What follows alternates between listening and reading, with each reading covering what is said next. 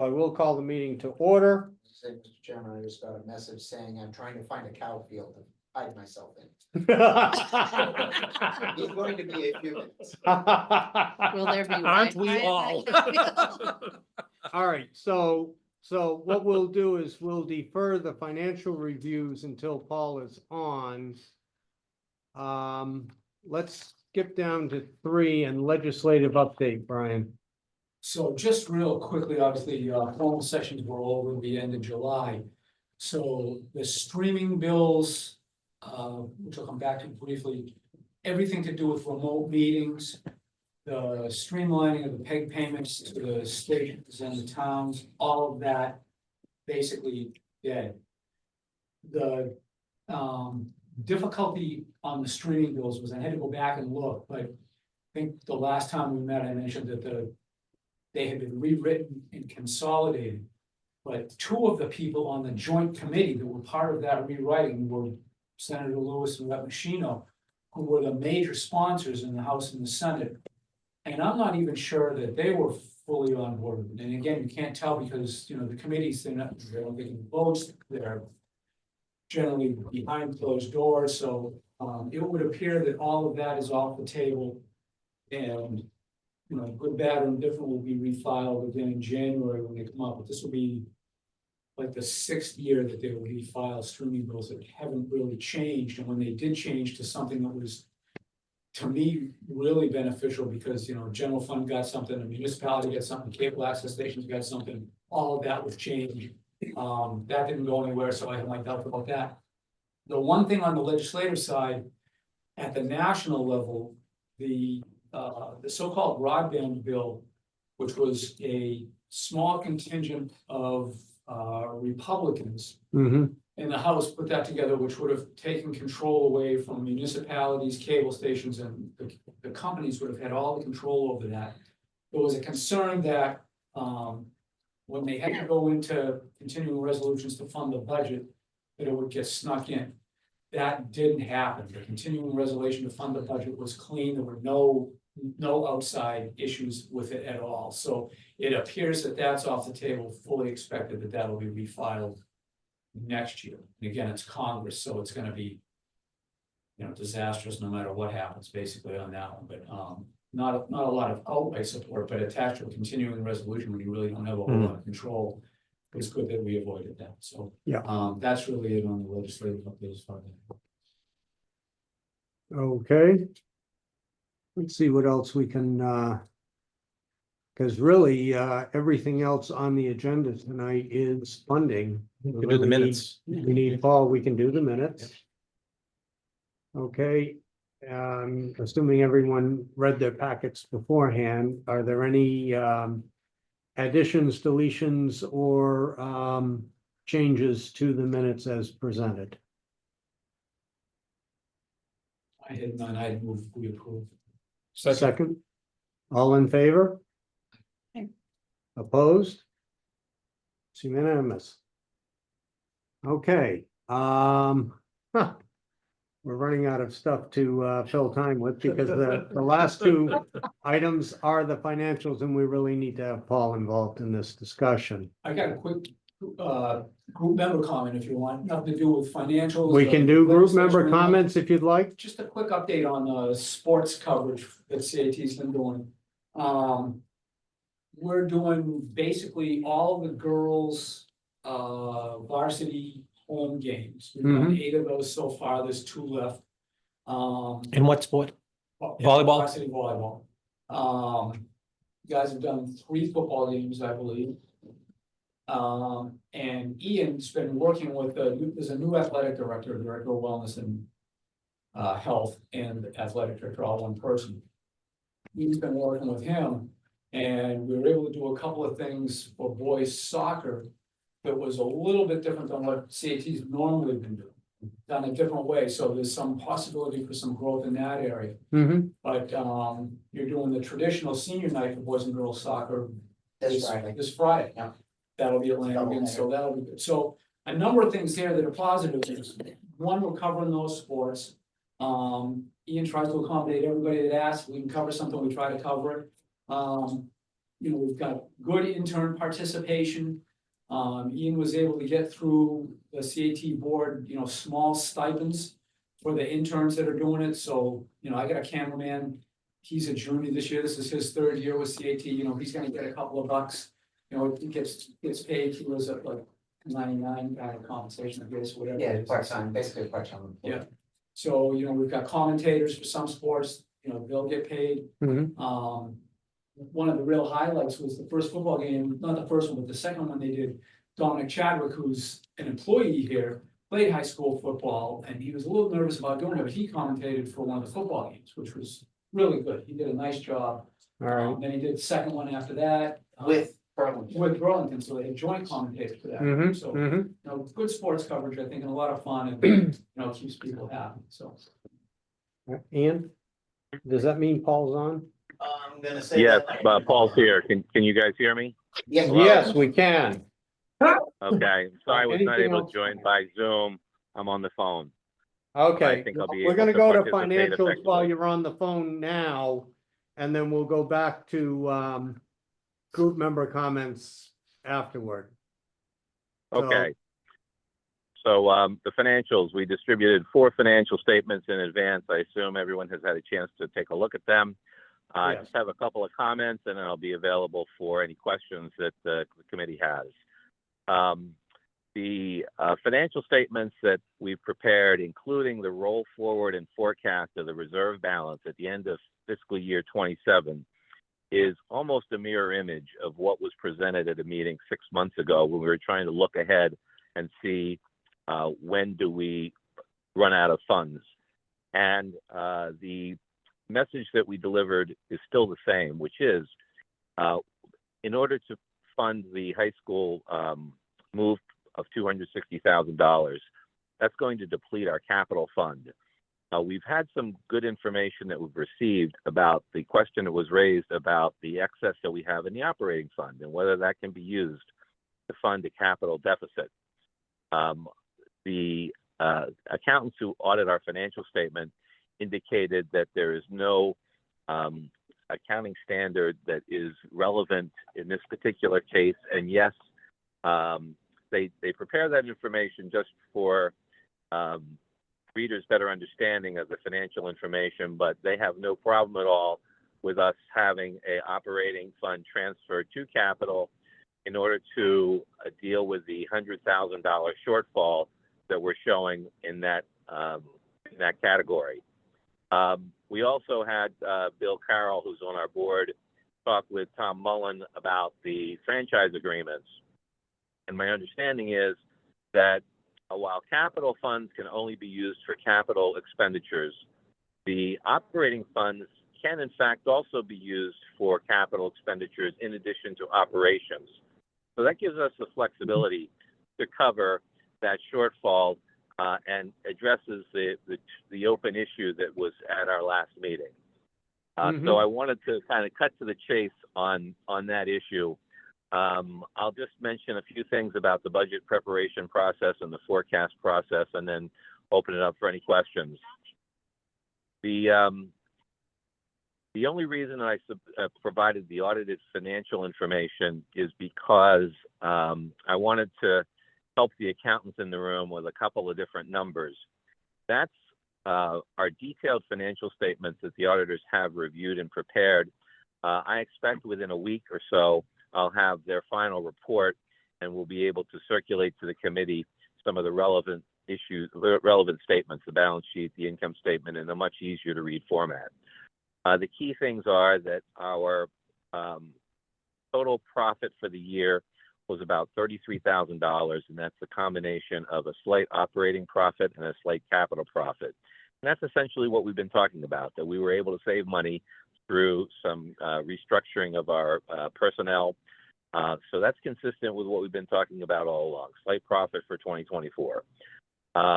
The balance sheet does show the cash balances for the operating fund and the capital fund. And those numbers are brought forward to the operating reserve roll forward schedule that goes out through fiscal 27 that I was just mentioning. So you can just see how these pieces have tie together and support the analysis that we're looking at today. With respect to preparing the budget, just want to have a couple of comments there. The income that we are expecting from for franchise fees is in fact the appropriation that was passed in the enterprise fund by the town. For the future years, Kevin and I had taken a look at the information, the trends, and we believe that a 3% decrease year over year is appropriate for forecasting purposes. You'll see on the forecast schedule where we also show the fiscal 25 budget is that we are going to be focusing our energy on things that we can control that will help deal with our shortfall in the franchise fees. 3 areas: grants, sponsorships, and production, outside production revenue for some of the work that we've been doing. And these are things we've talked about in this committee, and we've talked about it at a board level. Because we don't have any concrete specific plans, we did not include an increase in those 3 areas in our 2025 budget.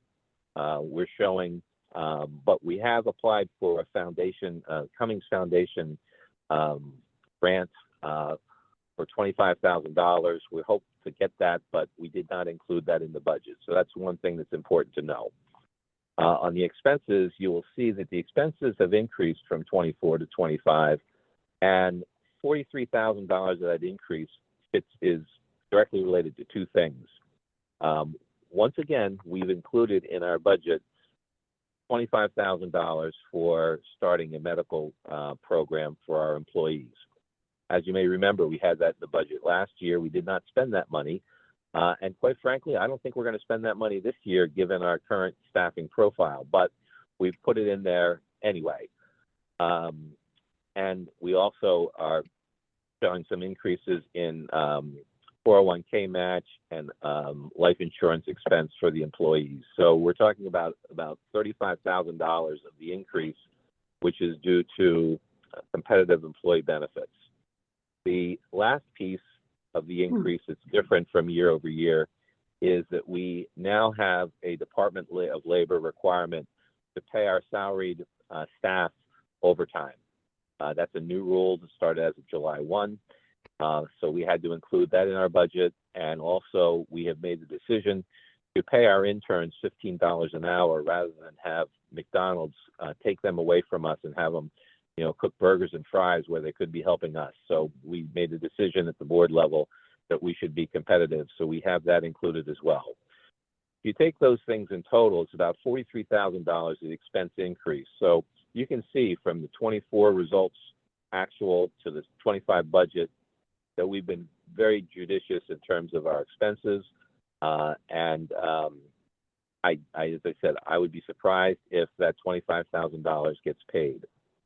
The last thing I'll mention and open up for questions is that you'll see on the forecast for fiscal 26 and 27 that we have some comments in the commentary that shows ranges of what we think we might be able to generate before doing detailed analysis for production services income, grant income, and also sponsorship income.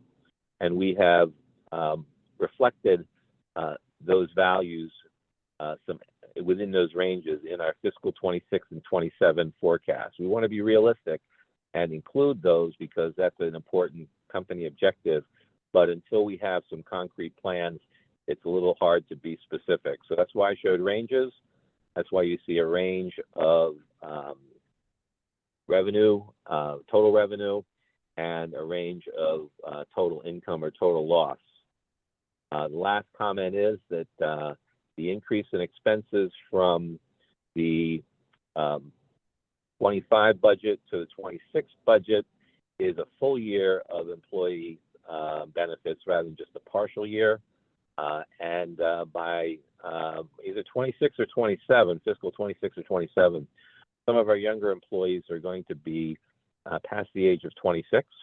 So we know that it's important to include those amounts in our expense projections for that inevitability. So with that, I'll stop and ask if there's any specific questions that the committee has I didn't cover. Anyone have any questions? I had a couple. Amy, please. Just a couple of questions on the budget versus 24. The change in investment income, is that just an assumption that income will go down because rates are going down? Exactly right. Okay. And on the insurance, There's one other thing that I'll mention is that the actual for 24 includes an unrealized gain on our portfolio. When we do our budgeting, we don't put an unrealized gain or loss. If we were able to do that, we'd all be making money in the stock market. So that's the other factor. It's those two factors combined. I was gonna ask on the insurance, the 25,000 that's set aside, how many employees is that covered? Is there a potential that number goes up if all of a sudden you have a big jump in people? There's a potential that number goes up because the rates go up. Yeah, so that was the number that we had the last time we looked at covering 3 people. Okay, Because myself, I use my wife's, Barbara has her husband's, and so it was our 3 youngest employees who would be looking for their first insurances. So that was the estimate that we were given by our broker. okay. Now, if that number is 2 years old. So it's entirely possible that that number has gone up since. I was just wondering if there's a chance it like doubles because all of a sudden you have a lot of people needing health insurance, if that's. Yeah, we're not gonna be hiring any additional people. Just to cover that. No, that should not be doubling anything, but it could be more than 25, it could be less. And it all depends on what plans we choose to put in place.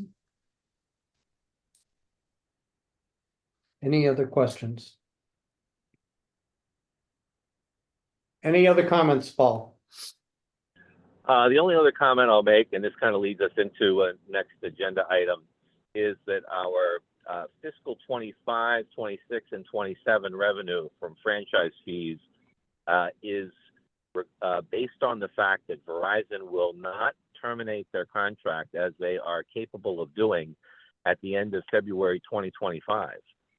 So we get about $175,000 a year from Verizon.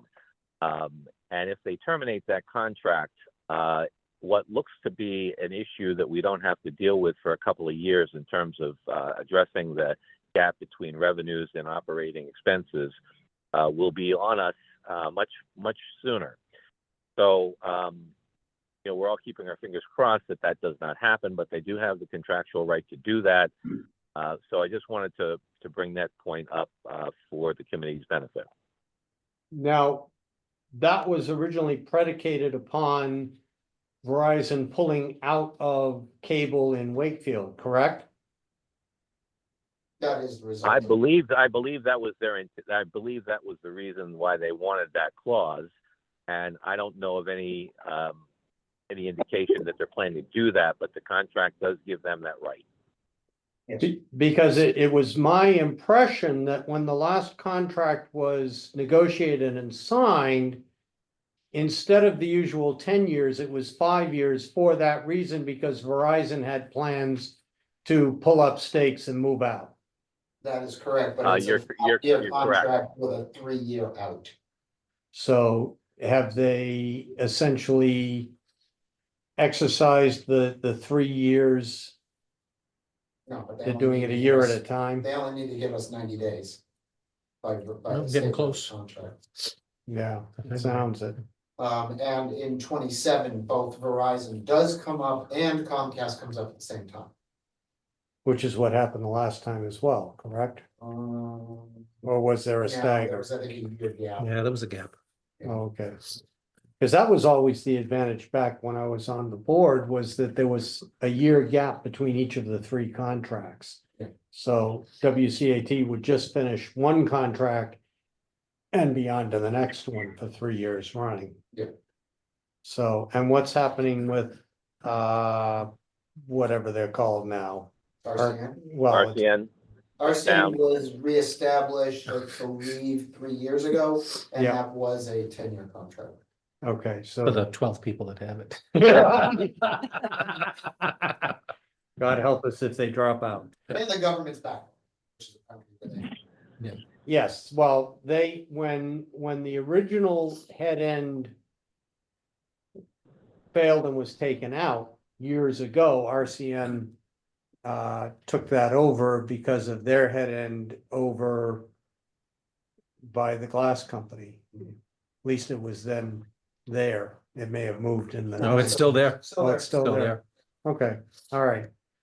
Because the other two don't use head ends anymore. Well, honestly, none of them do anymore at this point, because it's all Ethernet and fiber based, Yeah, okay, but that's neither here nor there. okay, I'm sorry. When you say 3-year out for Verizon, each year they have that 90-day. No, after 3 years, they can walk out and give us a 90-day notice. Okay, So after the 3rd year, they can choose to terminate the contract. and that would be when? That will That's be February this February of this year. Okay, 2025. if they don't, how much longer do we have them for? Till 27. Okay. I will say this, Is what the Verizon, financial projection. Yeah, Yeah. the Verizon forecast goes through the 5 years through 27. And that's why I wanted the committee to realize that we've included the normal Verizon money in our 3-year forecast. Mhm. So that's a risk. I'd say it might be a low risk, but time will tell. And that's why it's important for us to be potentially prepared to react as a committee to the funding gap if that does in fact happen. Does WCAT have a contingency plan if things change suddenly? As of right now, well- we have enough money to function for, I believe it's a year and a half. At our current level with the money that we have in the bank. Mhm. But not including what we need for the move. That is correct. That will effectively And- take about 65% of what we have in the bank. Well, you can take 175,000 approximately out of the fiscal 26 number and the fiscal 27 number. So that's $350,000 worse than what you're seeing there, just to put it in round numbers. Yeah. So, so we run out of money sooner. That's the bottom line, pretty quickly. Okay. Steve, you wanted to say something? Steve? what I was saying is that, I'm a Verizon client, I guess. They just sent out, have you heard from other Verizon clients? They just sent out new boxes for everybody that need to be replaced by Yeah. I think the end of February of 2025, if I'm not mistaken. Yeah, so what they're Oh, doing is boy. rid of all the old cable boxes Mm. and they're going to their IP-based system. Which will be interesting because I'm gonna be curious to see if they try to call that internet and not cable. Mm. Because then they don't even have to kill the contract, the numbers are just going. Well, and that's been the problem that Access has had with Verizon for decades. When I was on the board, we appeared before the joint committees 4 times fighting Verizon, trying to reclassify cable and get out from under paying anyone anything. Yeah. But that's interesting because I'm Hmm. Verizon too, and I haven't received that notice yet. It wasn't even a notice, it was a Yep. box that came in Nope. I haven't with got that yet. some sheets like this showing you how you can do it yourself. We actually got. a phone- Yeah. My wife. got And a phone call cables. Saying, hey, this is gonna happen. Green- Greenwood might be the last place to I get said, those I boxes. think I'm calling a technician because I think they're gonna have to reboot everything. I can't have everything, my router gone and everything, so. Yeah, so I mean, this is a case of a confluence of expense that is happening all at the worst potential time. And all of this could effectively create problems for moving the studio to the new facility. Yeah, well, I mean, what would end up happening is that we would have a reduction in services. Because we wouldn't be able to build the same level of technology here. What we have, we can take with us. But there are certain things we can't take with us. Things that are already attached to the wall, things that are too old, if we try to move them, they're just gonna fall apart, things like that, sound deadening materials, that stuff's glued to the wall, it's never coming off. So we can scavenge as much as we can to bring over to the new place to make it function. But yes, there are some things that we will have to purchase depending on where we are at fiscally, we may have to defer those purchases years or two down the road in order to be able to meet our functionality, or to be able to meet our financial requirements. So let me ask you this, if I might, is that right if I ask him a question? Yeah, So please. on the Verizon contract, if they walk away, right, they're not providing cable service to anyone in Wakefield, right? That is, I have no idea. Because the reason I'm asking is, to Steve's point about RCN, when you look at the change, and it was just because it was sent out in the information. In 2002, before Verizon came in, RCN had 2,400 people, right? So, and then when they first came in, it went from, when 2,200, 1,700, now we're down to like 396 people, as everybody knows. My point being is that if Verizon's not offering cable, and people want cable, they either gotta go back to RCN or go to Comcast. Right, So we might not see, If they want traditional cable. if they want traditional cable. but people are getting rid of that, and for the most part, correct me if I'm wrong, Ian. For the most part, going to just an internet-based system. Yeah, or streaming or things like that, but Yeah, all yeah. of those things are going up in price too, so there's gonna be, Everything's so it going might up not in be price. 100% loss, it could just be a transfer of. It's possible, Yeah, it's possible. I mean, But, the other part of it is I don't know. And this is legality pieces that you may have to ask Tom. I know Verizon owns a good portion of the poles in town because they. About put them in. half, So I don't know if that changes anything. Yeah. about half, it was the last figure I heard. So, I mean, I don't know if they can still offer cable and just say no. Okay. I don't know the legalities of that part. But it's interesting, if you go through my part of Greenwood, you can tell which are the Verizon poles and which are not. Because the Verizon poles have metal cladding on them. And the Wakefield poles do not, because they're taken care of. But So it's a case of this could. Work out, or it's going to stop dead in its tracks. And we won't know until there's a confluence of events that finally breaks one way or the other. well, and the other side of the equation is that there is so much. Havoc going on within the streaming industry too. Because it hasn't. At least within the industry, it hasn't made up the promises that it. Thought it would make to No. production as well as to distribution, and people are getting out of streaming too. Well, economics being what economics is, people have realized that they're now paying more than they were with the cable bill. Yeah, For the same effective things, because that's the way corporations work. plus they have to pay for everyone. Individually, as opposed to just having one payment that gets spread out by Verizon or a Comcast or whoever licenses their. Yep. Signal. Yep. So, But for our purposes on this, it's a case of. We have to look at others. I mean, we have been looking at grants. In this environment right now. Non-governmental grants are hard to come by, and they have hundreds, if not thousands, of applicants. For them. So getting one of those is difficult. right, very few grants and a lot of people who need them. Same thing with free and open government grants. So the Mass Cultural Council has grants. But by the way their rules are set up, you can't win more than one. If you do, one of them rolls into another and that money goes back into their till for somebody else. So there may be, by the statement of their website, $10,000 worth of grants that I can apply for. I will never get $10,000. I will get whatever the largest one I actually get is. So I would get 6, maybe, if I got all of them. So for example, we got one for an open event, or a summer open event, $2,500 for Movies by the Lake. I got a letter from them saying, we noticed you also put in for our operations grant, which is $6,000. That determination comes in November. If you are determined to be in need of that $6,000 grant, your $2,500 grant will be withdrawn. And you will get your $6,000. So what does that mean if you've already spent the money?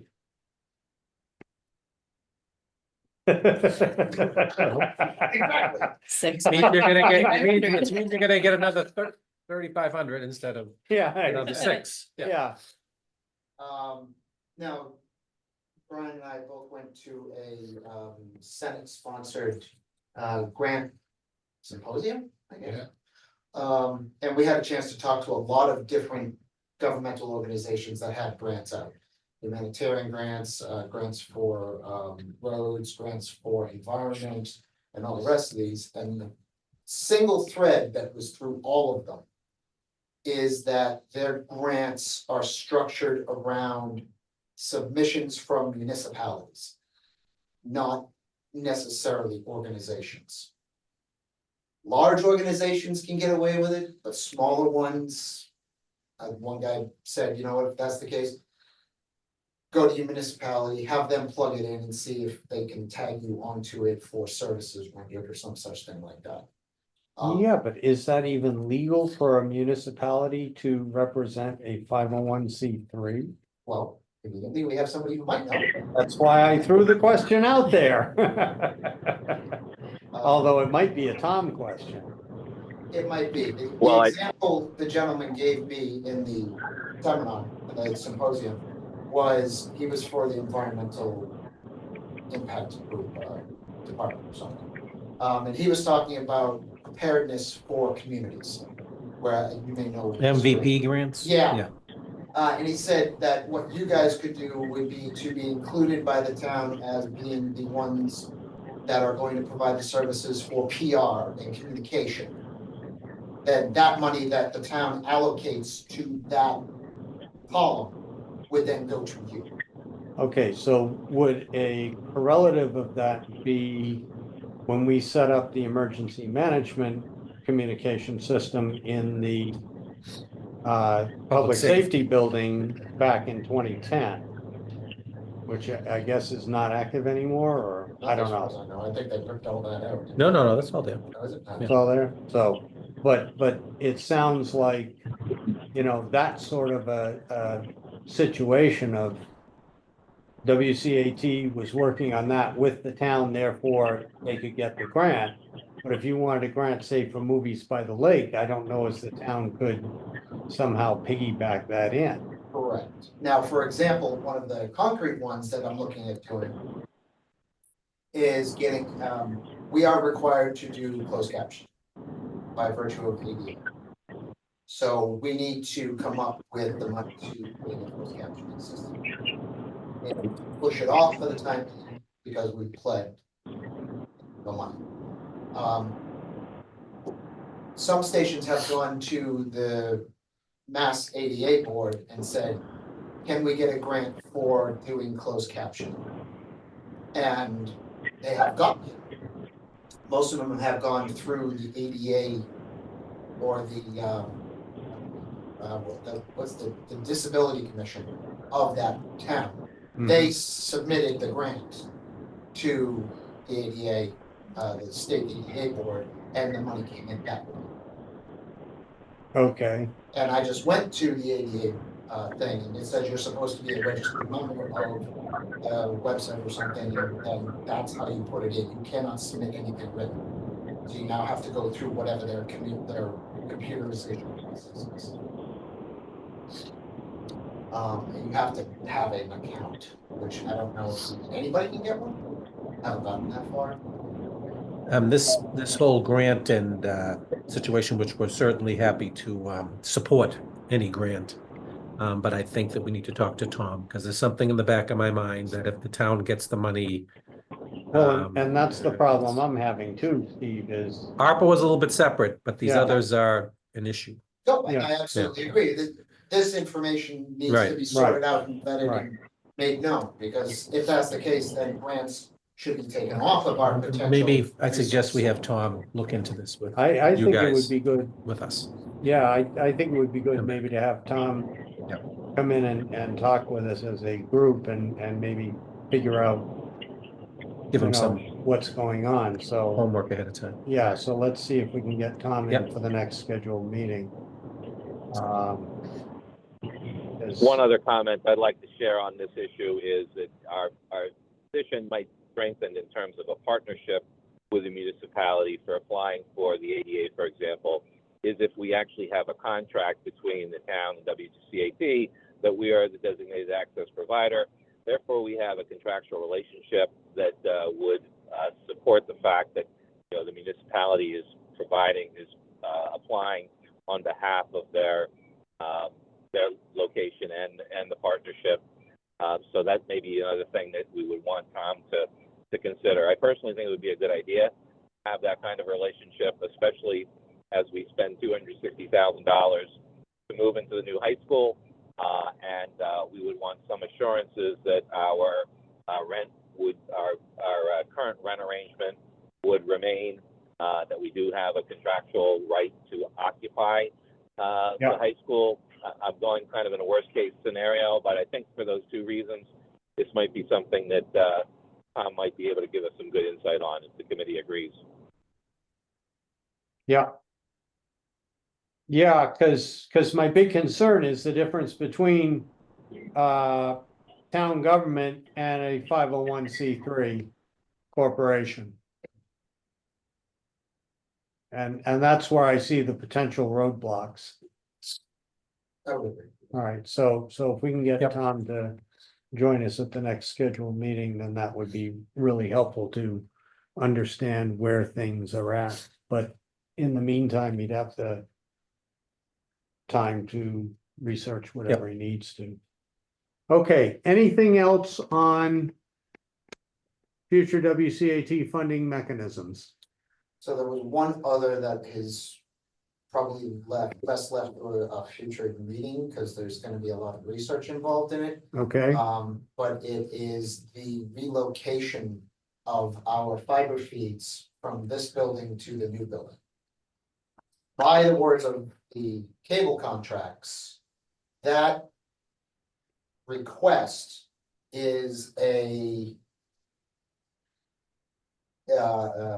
payable option to the cable company. They can say, you have to pay this amount of money for us to do that. We don't know what that amount is. I had reached out to them a year ago when we first knew this was all going to happen, and they said, too early, come back to us.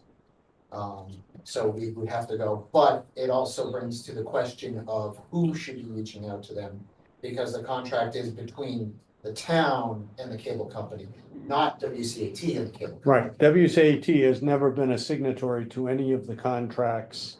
Yeah. Since 1990. So I mean, I'm happy to reach out to them, but I don't know if that's appropriate. Specifically in the Verizon contract, it does say that things related to a relocation, that either the issuing authority or the access provider shall reimburse for those specific costs. So that creates the opportunity for us to recommend that the town actually incur those costs as one way of us to help with our funding concerns. Each contract is a little different. For example, the institutional loop is going to have to be relocated. And I believe in that specific section of the contract, and again, this is Ian's point is a good one, that we need to look at each of the contracts related to the specifics of the move. In that particular case, it says that the amount will be funded by the cable provider, but they will have the ability to access any municipal or government funding in order to be reimbursed. So key point is that there might be some amounts that fall on the shoulders of the cable providers. They may be ones that we can make the point that the issuing authority should reimburse. So we need to identify what these specific costs are for the different elements that relate to the move, and review each of the contracts with that in mind.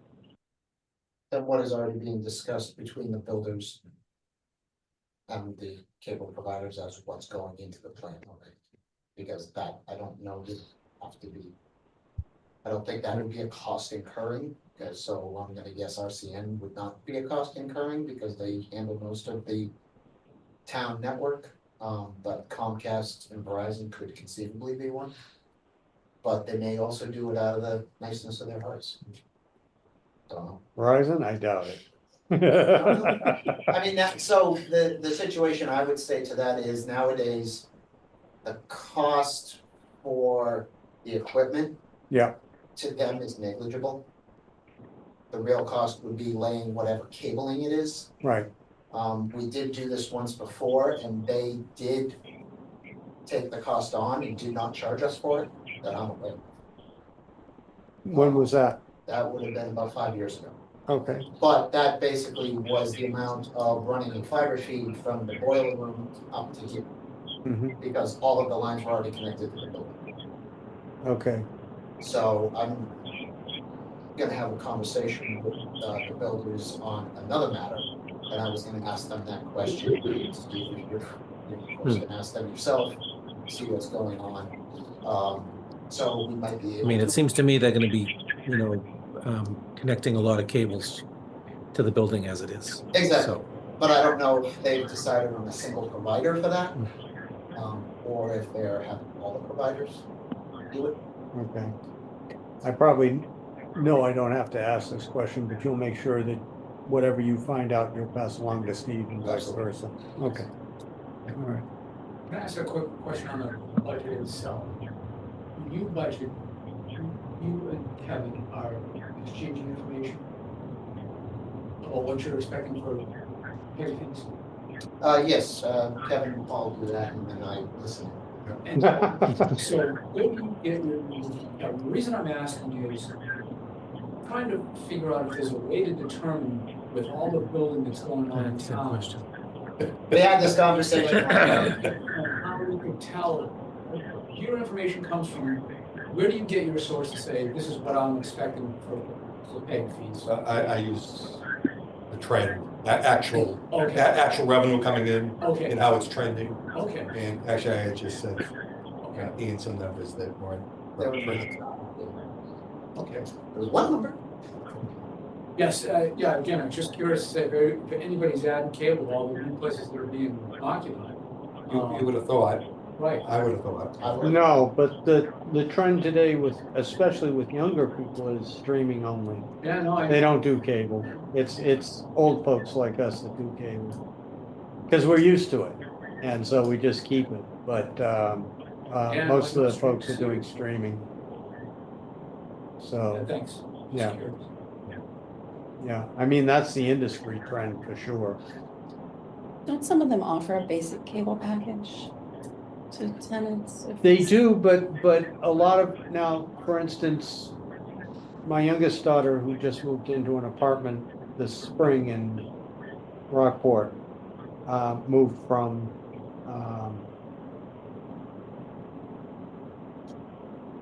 yeah, whatever, anyway. She opted just for streaming because cable really didn't, it wasn't necessary for her.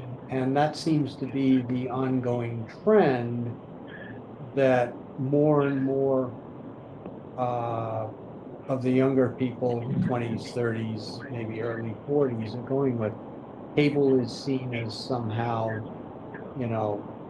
not up to the times. I will say in that regard, an associate of mine runs Lemon Store, and they happen to have 4 major hotels in town. Every room in the hotel is considered a subscriber. Really? Yes. Because of the internal cable system that the hotel has that uses some of the TVs. It's interesting. I wonder if that's true of most new hotels now. But he gets a much increased amount because of the fact of those 4 hotels, because each one I think has 300 rooms or something. Interesting. Huh. Okay, anything else on future WCAT funding mechanisms? Paul?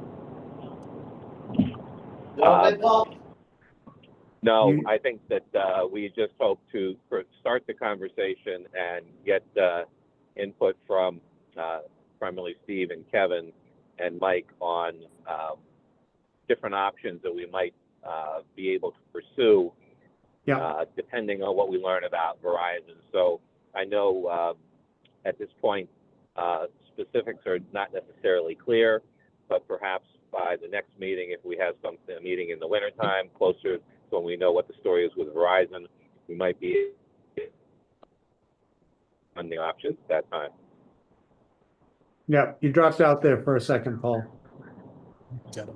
My only point is that I at some point it would be very helpful to understand what funding options might be available that would be in our best, in WCAT's best interest and the town's best interest for the eventuality when we do run out of money. Yeah. Okay. All right. Anyone else around the table with questions, comments, thoughts? No? Okay. Let's go back to group member comments then. Anyone else have any comments, questions? Paul or Shane, any comments, questions? No, not at this stage. Obviously, my first meeting. So as I attend more, I'll have more questions, but excited to be here. Thank you for joining us. Paul, anything? I just have one thing. I'm a little late for a minor edit on the minutes from the last meeting.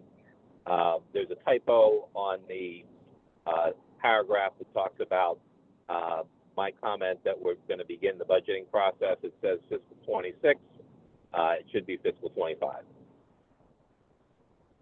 Okay. And that's all. That's my only other comment.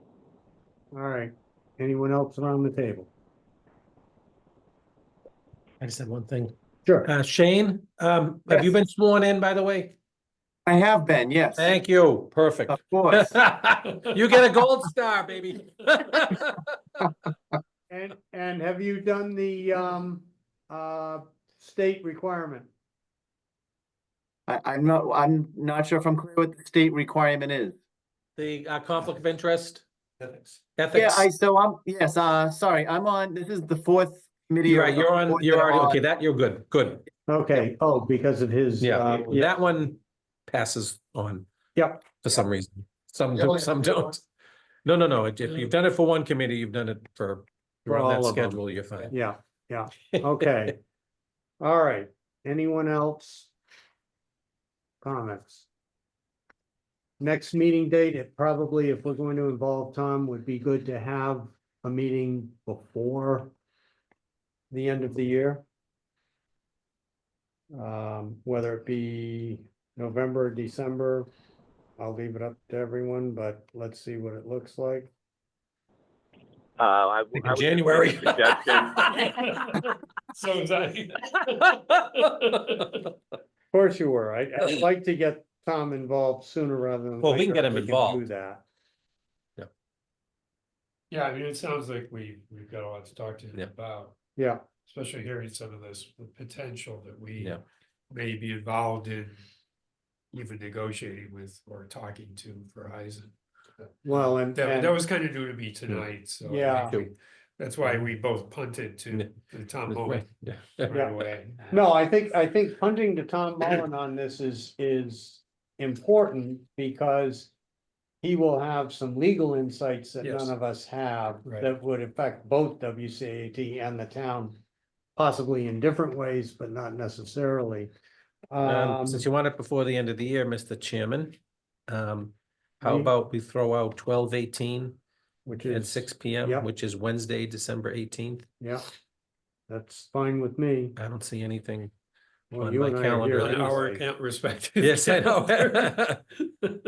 Hold on one sec. I'm just, December 18th. December December 8th, yeah. 18th. Wait, Wednesday, December 18th. December 18th. Yeah, no, I can do, so That that's, works yeah, for the me. week before Christmas. I can do that. Okay. All right, and you'll You'll engage Tom for that I'll date? engage Tom tomorrow. Yep. Perfect, all right. Okay. Any last comments by anyone?